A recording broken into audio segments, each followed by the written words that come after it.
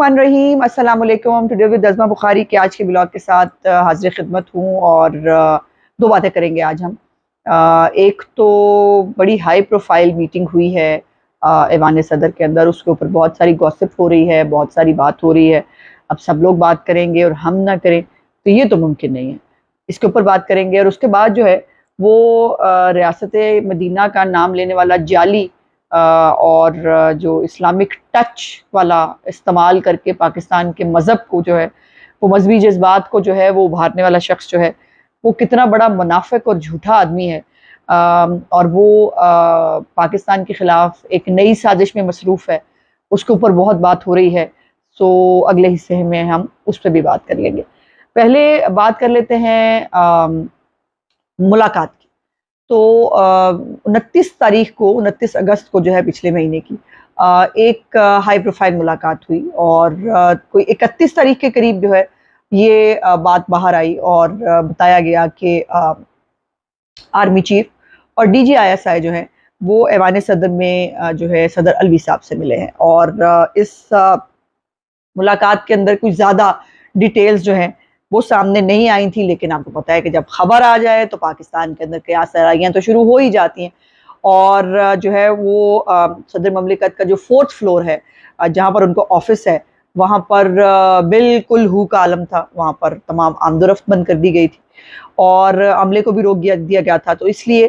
किसी भी तरह जो है वो कोई खबर उस तरह से बाहर नहीं आ सकी और ना ही कोई ऑफिशियल स्टेटमेंट जो है वो जारी किया गया। बहरहाल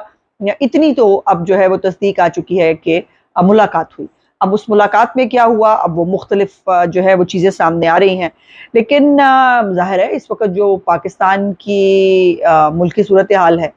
उसके पेश नज़र, उसके पस नज़र बहुत सारी बातें जो है वो हो रही हैं। अब ये तो हो नहीं सकता ना कि आर्मी चीफ और DGISI टाइम निकाल के गए अलवी साहब के पास तो वो दांत दिखाने गए हो, ऐसा नहीं हो सकता ना। ठीक है वो डेंटिस्ट हैं, मुझे पता है, लेकिन जो उन्होंने इस वक्त पाकिस्तान की जो सियासत को कीड़ा लगाने की कोशिश की है अलवी साहब ने, तो फिर वो उनको मेरा ख्याल है कि डॉक्टरी की ज़रूरत थी तो वो डॉक्टरी उनको मिली है सदर अलवी साहब को। उनको जो है डॉक्टरों ने जाके बताया कि आप कीड़ा मत लगाएं, जो सहूलतकारी आप कर रहे हैं, जो 9 मई की सहूलतकारी थी और जिस तरह से आसिम मुनीर साहब की समरी को रोकने की साजिश थी वो लदा बात है कि बाद में इनको करनी पड़ी, लेकिन हर तरह से इमरान खान की हर साजिश जो है उसके अंदर मौसूफ शामिल रहे हैं। तो जो है ये भी एक बात आपको पता है कि एक इसका ये पस मंजर भी था कि इलेक्शन की तारीख का बहुत चर्चा है कि इलेक्शन जो है वो, और ये भी आपको पता है कि इलेक्शन कमीशन और प्रेसिडेंट साहब जो है वो आमने सामने थे कि प्रेसिडेंट साहब ने कहा आए ना ज़रा इलेक्शन कमीशन को, आए बैठ के तारीख देते हैं। उन्होंने कहा जी नहीं, आपका काम नहीं है, हमारा काम है, हम कर लेंगे। और उन्होंने वजारत कानून से जो है राय मांगी। वजारत कानून ने भी यही कह दिया कि जी सदर साहब आप सुकून करें, वैसे ही आपके जाने के 4-5 दिन रह गए तो आप सुकून करें, आप ये आपका काम नहीं है।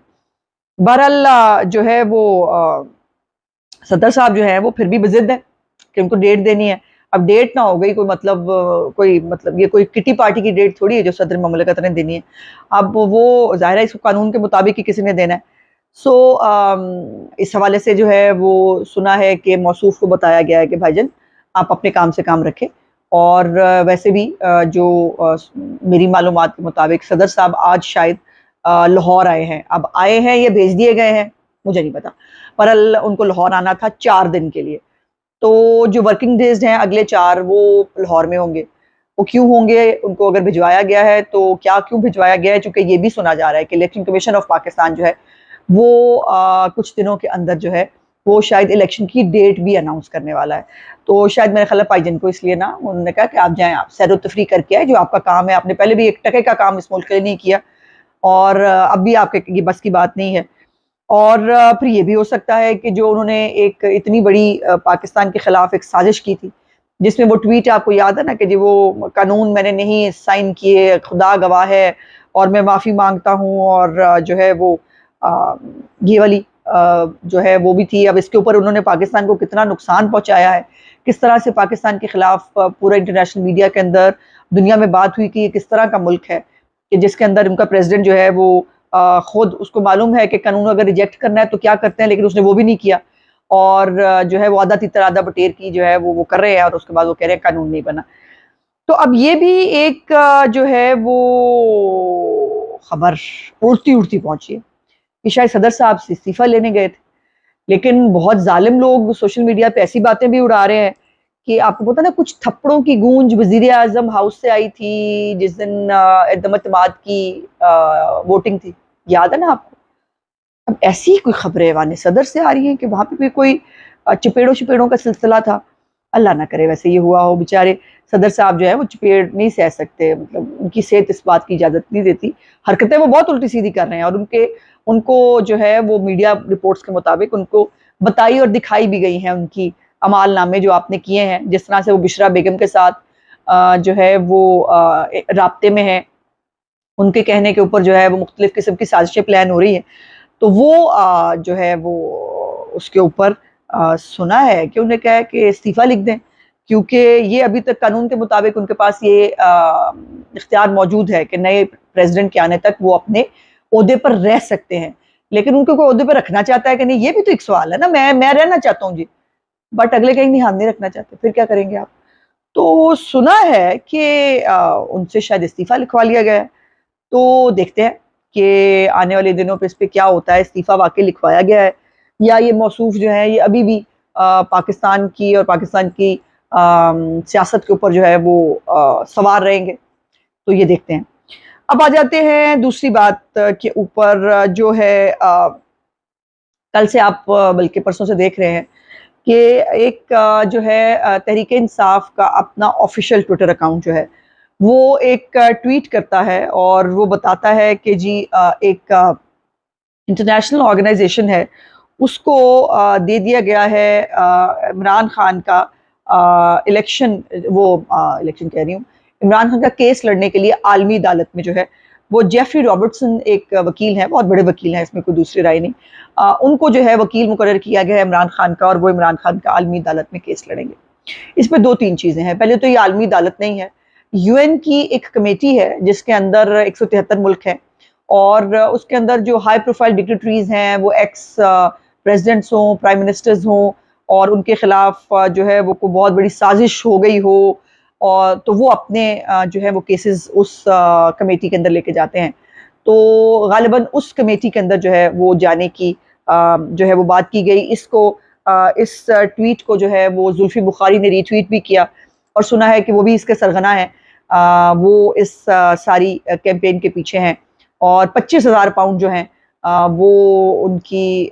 جو فرم ہے اس کو دیے گئے تھے. اب وہ پیسے کہاں سے آئے, وہ کس نے دیے, یہ بھی ایک بہت بڑا سوال ہے. اور اس کے ساتھ ساتھ جو ہے یہ بھی ایک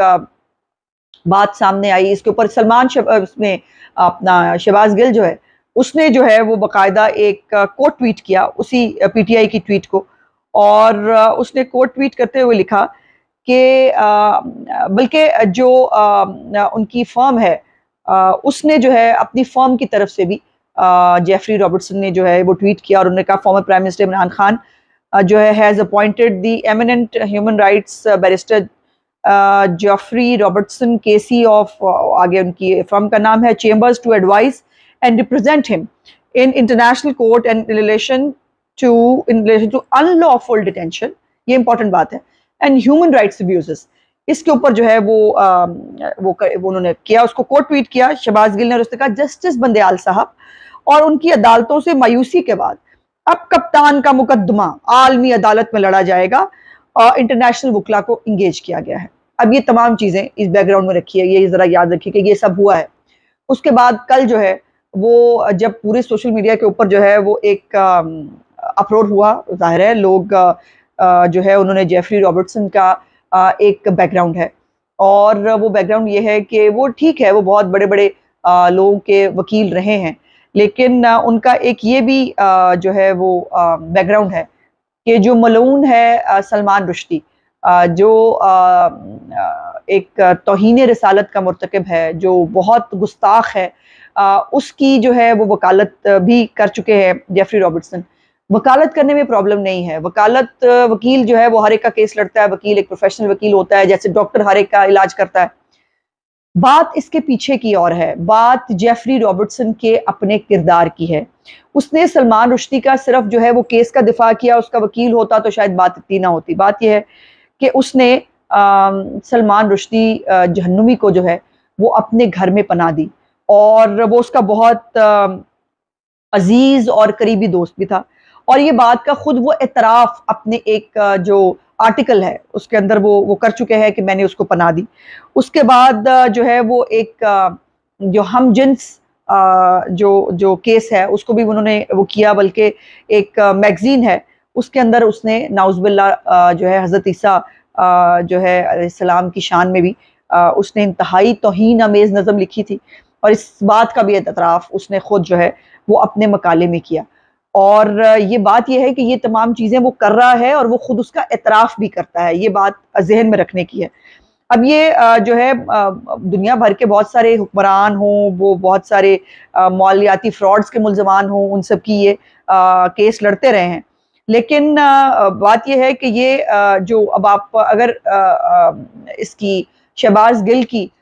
جو ہے وہ ٹویٹ کو آپ دیکھیے، اور جو انہوں نے خود ٹویٹ کیا ہے جس کو میں نے آپ کو پڑھ کے سنایا، جس کے اندر وہ کہہ رہے ہیں کہ ان کے خلاف جو ہیومن رائٹس ابیوز ہو رہی ہے عمران خان کے خلاف وہ، اور جو ان کے خلاف جو ہے وہ ان لافل جو ہے وہ ڈیٹینشن ہے اس کے اوپر وہ کیس لڑیں گے۔ اب بات یہ ہے کہ عمران خان جو ہے وہ پاکستان کی عدالتوں کے ذریعے اس وقت قید میں ہے، اس کو جو ہے وہ اس کے اوپر باقاعدہ مقدمات ہیں، اور بہت ایک سے بڑھ کر ایک گھنونا مقدمہ ہے، جس کے اوپر 9 مئی کا مقدمہ ہے، جس کے اندر وہ پاکستان کو جو ہے وہ بغاوت کرانے کی کوشش کی ہے، پھر اس کے اندر وہ منی لانڈرنگ کے مقدمات ہیں، اس کے اوپر کرپشن کے مقدمات ہیں، تو بہت سارے مقدمات ہیں جس کے اندر وہ موصوف جو ہیں وہ جیل میں ہیں۔ تو پہلے تو وہ ان لافل ڈیٹینشن نہیں ہے، وہ قانون اور عدالتوں کے جو ہے وہ آرڈرز کے بعد وہ جیل میں ہے۔ دوسری بات کہ وہ جو ہیومن رائٹس ابیوز ہو رہی ہیں، اگر اب دیسی کی ہو کہ جو ہے وہ مٹن کھانے کے باوجود اور دیسی مرغے کھانے کے باوجود، اور ان کو پورا ایک دن کے اندر جو ہے وہ ان کو نئے برانڈڈ واش روم بنانے کے باوجود اور ان کو اتنی ساری فیسیلیٹیز دینے کے باوجود بھی وہ ان لافل ڈیٹینشن میں ہیں، تو پھر پتہ نہیں، پھر اللہ ہی ہے جی، پھر ان کا تو اور کیا یہ سہولت پاکستان میں کسی اور سیاسی رہنما کو یا کسی قیدی کو آج تک ملی ہے؟ تو یہ باتیں ہیں، اور یہ جو ایک کیمپین ہو رہی ہے نا اس وقت کہ جی وہ سلمان رشدی کا جو ہے وہ وکیل ہے اس لیے اس کو ٹارگٹ کیا جا رہا ہے یا مذہب کارڈ استعمال کیا جا رہا ہے، قطعاً نہیں، غلط ہے۔ وہ سلمان رشدی کے ساتھ جو اس کا جہنمی کے ساتھ تعلق تھا وہ تو تھا اس نے وکیل تو اس کا رہا، لیکن وہ اس کو بچانے والا ہے، اس کو جو ہے وہ اپنے گھر میں پناہ دینے والا ہے، اور پھر یہ نہیں، اس کی پاکستان کی فوج کے خلاف، پاکستان کے جو ایٹمی اثاثے ہیں اس کے خلاف اس کی بڑی سٹرونگ اوپینین رہی ہے ہمیشہ سے، اور وہ پاکستان کے خلاف عرصہ دراز سے زہر بھی اگلتا ہے۔ بلکہ 1971 میں مشرقی پاکستان کی علیحدگی اور سقوط ڈھاکہ کے سانحے کے دوران بھارت کی جو لائن تھی وہ اس کو ٹو کر رہا تھا، اور پاکستان کی اور پاکستانی فوج کے خلاف اس نے ایک طوفان اٹھا کے رکھا تھا 71 کی جنگ میں، یہ یاد رکھیے گا۔ اور دوسری بات یہ ہے کہ پوری دنیا کے اندر ان کو اور کوئی وکیل نہیں ملا یہ ہائر کرنے کے لیے۔ اب جب ان کے پاس کوئی جواب نہیں ہے تو کل سے جو ہے میرے مرحوم والد صاحب کے بارے میں بھی ایک گندی اور گھنونی کیمپین جو ہے وہ انہوں نے شروع کی۔ ادروائز میں کسی کو اس قابل نہیں سمجھتی کہ میں جو ہے وہ، نہ میرے والد صاحب کا قد اتنا چھوٹا ہے کہ ان چھوٹے چھوٹے لوگوں کی باتوں کے اوپر جو ہے وہ میں رسپونڈ کروں، لیکن میں کچھ حقائق کی درستگی کے لیے کچھ چیزیں آپ کے سامنے ضرور رکھنا چاہتی ہوں بہت شارٹلی۔ ایک تو بات یہ ہے کہ ریمنڈ ڈیوس جو ہے اس کے وکیل راجہ ارشاد تھے، جن کے اس وقت جو وہ ٹرائل جس اس کے اندر تھے، میرے والد صاحب کو ان کے ٹرائل کے لیے وکیل کیا گیا تھا، جو ٹرائل پاکستان میں کبھی ہوا ہی نہیں۔